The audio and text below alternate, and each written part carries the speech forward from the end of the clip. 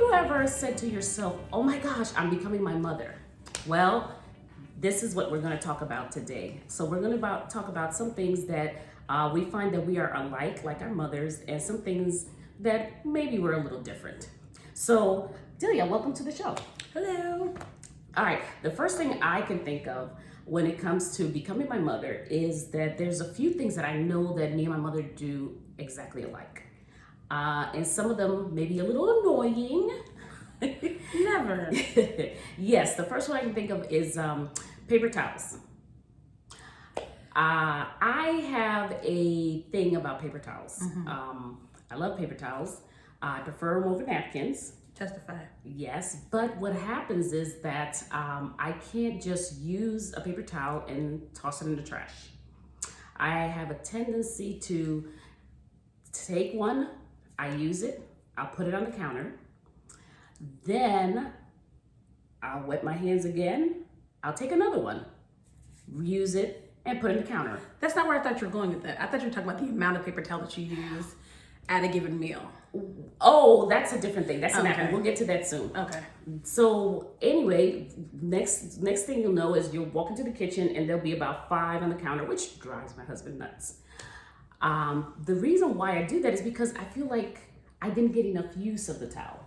But I can't reuse the same towel because it's still wet. So I have to wait till they dry and then I can reuse them. Right. Yes, and unfortunately, that is one thing that I got from my mother. If you walk into my mother's house, you will find the same thing. If you look around her sink and around her counters, you'll find 4 or 5 napkins. So that's one thing that I know that I do a lot like my mother. I would agree. So how about you? Can you think of anything? Things that you do like your mother? You can think, yes, you can name some of those too, and then you Listen, name some things that I listen. do like me. Listen. First of all, we bless God for genetics. I think genetically, my mother's ability to like just stay the same size she gets from her mother. Like there's maybe some fluctuation, but I outpaced my mom. I think all of us outpaced our mother like years ago, and I think she gets that directly from my mom. You know what? I didn't even think about that one. Actually, that is one. That is a direct. And even if she was bigger, heavier in her younger years, as she aged, she like ages backwards. I think you 100% get that from your mother. I didn't think about that, but that is true. I noticed when my mom, when I was growing up and I watched my mom was about a size, I'd say about 12. Most of her life, that's what I remember, about a size 12. And then, but as she got older, she stays at about a size 10 and she's able to just kind of maintain it. I think she's smaller than that. Yes, sometimes she goes even into the 8s. And she's able to maintain it. So she knows she's able to control, when she feels she's getting a little heavy, then she kind of backs up on sweets and stuff, and she's able to do it. And my mom is going on 81 years old this year. You would never know it. And I know for facts, I don't know what it's like when you're out with your mom, if both y'all getting hit on, but I know when I'm out with my mom, people looking at my mom. I'm like, but it's cool though, because I think to myself, okay, if I've made it this far, if I just pray that those genetics kick in, that I'll be able to reap the benefits of that, as I age. So I think that's definitely something that you get from your mom. All right, I just thought about another one that I get from my mom. Okay, me and my mom have this ability to get ready very fast, very fast. We can be showered, totally dressed and ready to go in about under 5 minutes. Yep. Which is one thing that I love, because if I say, hey mom, let's go to the store, she's ready to go. Unfortunately, that's not with every other person that I love. I have to kind of wait on them. They have to take time and they're slow, but they're able to get ready. And if somebody tells me, hey, I'll be there in 5 minutes, I'm going to be waiting for you, already dressed, already showered, and ready to go. In my heart, I'm the same way, but in my body, I'm not. So, again, that's a genetic that didn't make it. I didn't make it down the gene pool, but y'all, I would agree with that. Yeah, and actually, I don't think it hit any of your sisters. No. None of your sisters. You can't rush any one of you guys. I don't know. I mean, you can, but you just won't get the results that we're expecting, that you're right? wanting. Okay. Yes. As a matter of fact, I remember particularly one time with one of your sisters who missed the bus. Was it me? No, it wasn't you. I missed the bus. Believe it or not, I know you did, but this time it wasn't you. And I was like, it's okay. I'm like, you can make it to the next bus stop. Just hurry up, get dressed and go. And as much as I tried to get her to do it, she just could not do it. She could not. Is this the one with the eyebrows? I won't say. Okay, I feel like it's the one with the eyebrows, which is they were raised with a different childhood than we do. I'm not even gonna say that. I got nothing to say. Another thing that me and my mom seem to have in common is we kind of get bored easily. And so, you know, I watched my mom throughout her life become a lot of different things. She tried a lot of different hobbies, a lot of different things. You know, she would get into cooking at one time. She would get into, you know, doing something differently. And I feel like that's something that I kind of did, because I would get bored and I'm like, okay, I'm ready to move on to the next stage of my life. And I feel like my mom is the same way. And my mom, who actually doesn't live in the country, she'll go home and she'll be there for a couple of months. And she's all excited because she brought a whole bunch of items that she bought here in the US, and she's redoing her rooms and changing this and that. And then after she's done, she just gets so bored. And then she's like, okay, I'm ready to come back to the US. So I'm ready to go to Spain, or I'm ready to go someplace else. And I feel that that's one thing that I ended up getting, is that, you know, after a while, I'll have an era of doing something. Like, I remember during COVID, I got into painting. I would paint every single day, furiously, every day. I'm painting. And then when that time was done, I was like, I put up the paintbrushes, I hung up everything, and I'm like, okay, I'm ready to move on to the next stage of my life. I would call it something different. I would agree with that, but I don't think it's just getting bored easily. I think, because that's actually one of the things I was going to say that I do think you pass down. It's being unafraid to just completely reconfigure how you're living your life. Like, just, I think the fact that you and your mom were able to achieve that while being wives and mothers, I think that's huge, because I think a lot of women can get completely lost in that identity, and that becomes their identity forever. But even through wifehood, motherhood, if you feel like that season, like a particular season of your life is over, like, you do not have a problem walking away from it. I will never forget, we had a conversation on the porch one time. I don't think you remember this. Okay. Because we be talking a lot. I know. But I remember you had a conversation on the porch one time, and I don't remember what we were talking about, but I remember you saying about yourself, you were just like, I just knew I was never going to be the kind of career woman who's going to work the same job for 30 years and retire from it. And that, like, it hit me like a ton of bricks. I thought to myself, okay, so that's normal? Like, that's like, that's a thing? Yes. And I was like, I can't think of a single thing that I would want to do forever. Me neither. You know, as far as a career or a job, working for somebody, like, even owning my own business, even if I did that, I don't think I would last more than, 5-10 years, because I think I get that from you, who get it from your mom. Yes. When a season of your life is over, when something stops serving you, you were just not afraid to put it down and walk on to the next thing, even if you're not sure what the next thing is going to be. And that's true. And actually, now that you think about it, I remember, like, in the different stages of my life that I worked, I lasted no more than about 6 years. I think 6 years was the max. For me. And you do a lot. You get a lot done, and you don't regret it. I don't regret it. And not only that, but I also feel, and the reason why I kind of walked away after the 6 years or however long for each job is that I felt like I went as high as I wanted to go. I kind of maxed out my position. I went as high as I wanted to go in the company, the business, or whatever. And then I said, I'm done. I'm ready to move on. And I remember, as a matter of fact, when I was operations manager at the Computer Learning Center, I remember I started off at the bottom. I was a data entry clerk when I came in. And then, I started moving up the ranks. I went to operations assistant, operations specialist. Then I became the manager of the entire department. So then when the general manager position came up, they asked, Vivian, are you going to go for it? And I was like, no, I feel like I've gone as high as I wanted to go in this position, and now I'm ready to move on to another stage of my life, and I walked off the job. And don't look back.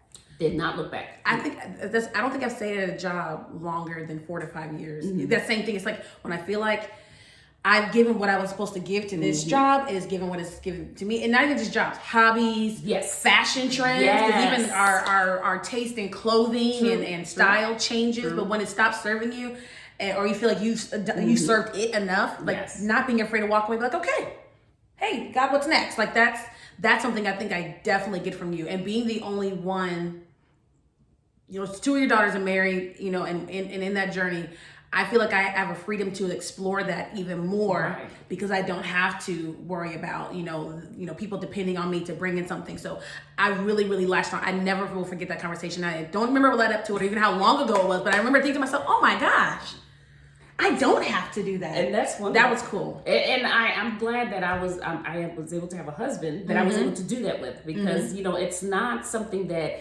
every woman can do. Something you can't just walk off. It depends on your situation and your relationships and where you are. And I'm thankful that I had a husband who didn't mind me just saying, I'm done with this, walking on to the next adventure. And he was very supportive of that. So that's one thing I'm glad of. For sure. All right, what are some things that you think your sisters may have picked up from your dad? Let me start from the youngest. I think Dolores. Let me think. I think Dolores is unafraid to enjoy the finer things in life. Okay. Very true. And I think it's because the time in your life when you had her, yes, you early on introduced her to that, because she was just, you were just experiencing that. Yes. And so as long as I've known her all her life, she's unafraid she's very much treat yourself. Like, treat yourself. If I want it, I get it. I deserve to have nice things. Yes. And I feel like she was my change of life baby. Yeah. When my life changed, Yes. when we were able to have and be able to afford to get the things that I wanted to get, that's where Dolores kind of walked into our lives. She didn't walk. Well, okay. She was playing. She was playing. I would say for Deanna, Deanna gets her resourcefulness. Like, Deanna is not afraid to whip out a coupon. Okay, like, she's not afraid to go and like, let me see if I can find a Groupon for that. Let me bundle. Like, she is just not afraid to be frugal with her resources and to be resourceful, which I think she directly gets from you.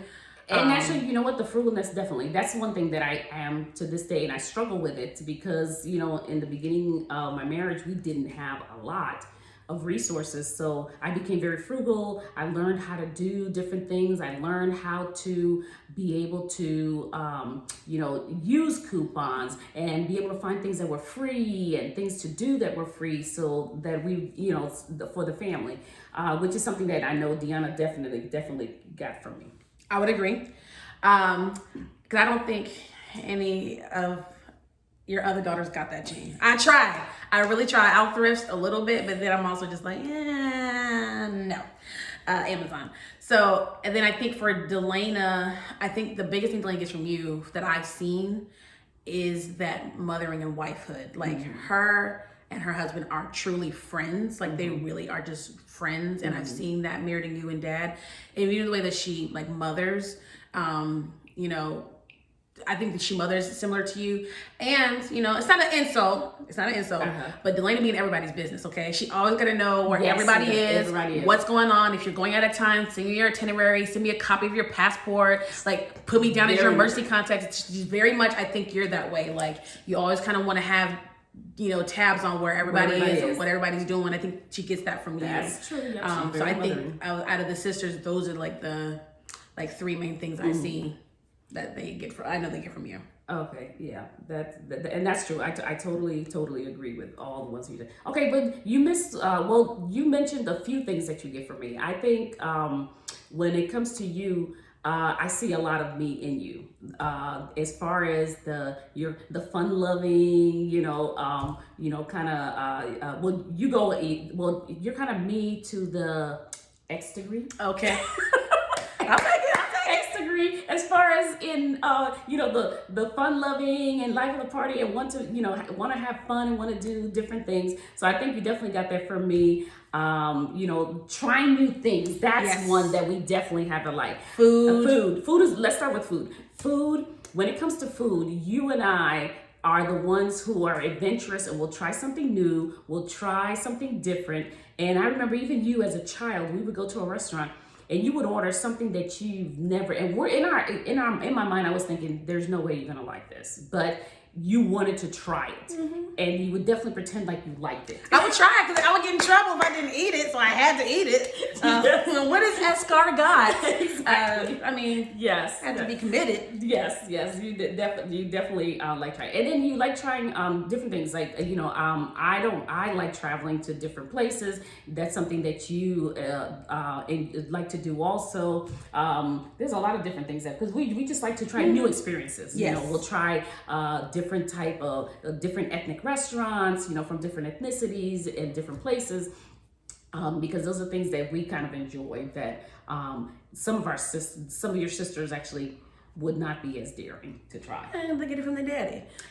True. I think the other thing that especially as I get older, you have an ability when you're sitting and talking to somebody to really hear the heart or the root of what they're saying. People like to talk, we like to talk, but when you're talking to someone and people come to us with issues or they wanna like just share stuff, but in listening to them talk, you can kind of zero in and be like, that's what it is. Yes. I have definitely been picking up on that. Like listening to people come to me, they want to vent, they want to talk, and I can hear what you're saying, but I also hear what you're not saying. Yes. I'm like, but it's that. And I think the final thing is, and I know you get this from your mother, and I think I get it from my mother, is like this process perfection. Like mama can look at the way something's being done and be like, here's a more efficient way to do that. I think you're that way, and I know I'm that way. I am always looking for a better way to do things that are being done, whether it's in relationships. Hey, here's a better way for us to talk to each other, or whether it's, you know what, I see you decorating or organizing this way. It probably make more sense if we tried this, and I think it comes from that being unafraid to try something new. When you try a lot of new things, you really start to kind of drill down and learn all the different ways and more efficient ways we can kind of live our lives, which I think, Yeah, that's definitely true. And my mom is the queen of that. And it's so funny because sometimes I still call my mom and say, hey mom, I'm trying to do something. So she says, well, try it this way.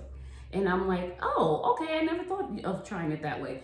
And then sometimes I just observe her, or she'll observe me, I should say. She'll come over and she'll observe me doing something. And she says, why don't you try doing it this way? And then when I try, I'm like, you know what? So much more. And she's like the queen of that. I would say I'm probably a princess of that.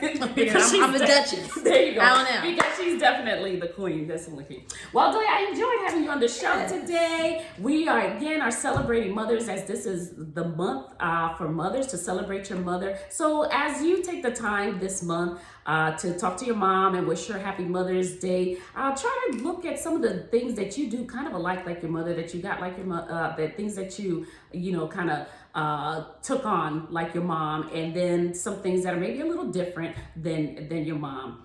So please stay tuned next time when I have another discussion about a topic that's important to me, and we will talk. Can I say one last thing as we leave? Certainly. I want to also just say a special prayer for women who have lost their mothers or are connected to their mothers. We acknowledge and honor and hold space for all of you as well. You're in our prayers and in our thoughts. So until next time. Yes. And then also, let's not forget those who may not have mothers, but do have mother figures. So please reach out to someone who's been a mother figure to you throughout your lifetime also. So again, stay tuned and watch us next time as we talk.